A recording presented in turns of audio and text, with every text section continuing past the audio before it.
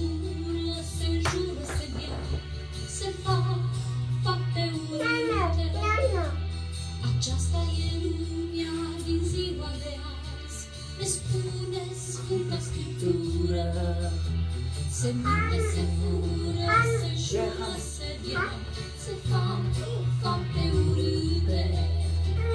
Aceasta e lumea din ziua de azi, ne spune Sfânta Scriptură. Noi avem nevoie de Dumnezeu, de Dumnezeu, de Dumnezeu.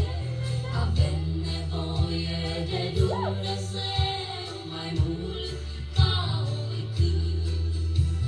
Avem nevoie de Dumnezeu, de Dumnezeu, de Dumnezeu.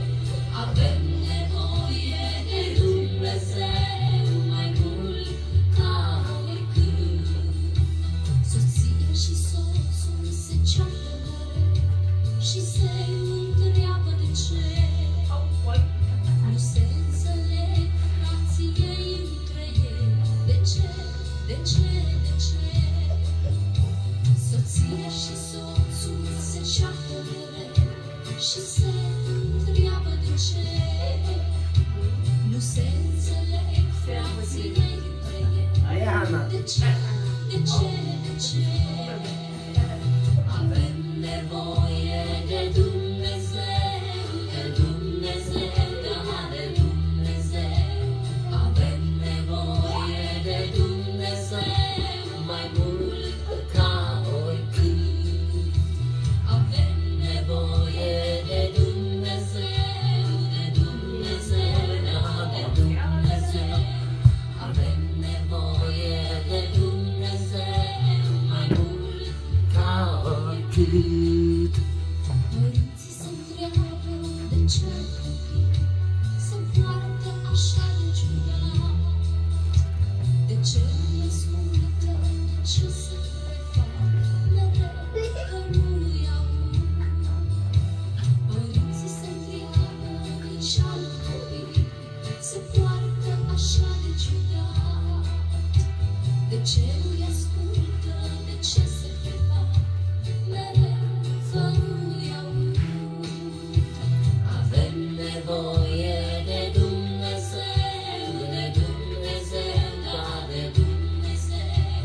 Avem nevoie de Dumnezeu mai mult ca oricând. Avem nevoie de Dumnezeu, de Dumnezeu, da, de Dumnezeu. Avem nevoie de Dumnezeu mai mult ca oricând. Sahana. Doamne, azi în inima mea, curăț să tăcerea. Oprinde să fiu și lumină aș vrea pentru tot ce e a Tău. Pătrunde-o, Doamne, azi în inima mea, curăț să tăcerea. Oprinde să fiu și lumină aș vrea pentru tot ce e a Tău. Avem nevoie de Dumnezeu, de Dumnezeu, da, de Dumnezeu. Avem nevoie de Dumnezeu mai mult ca oricând. Avem nevoie de Dumnezeu.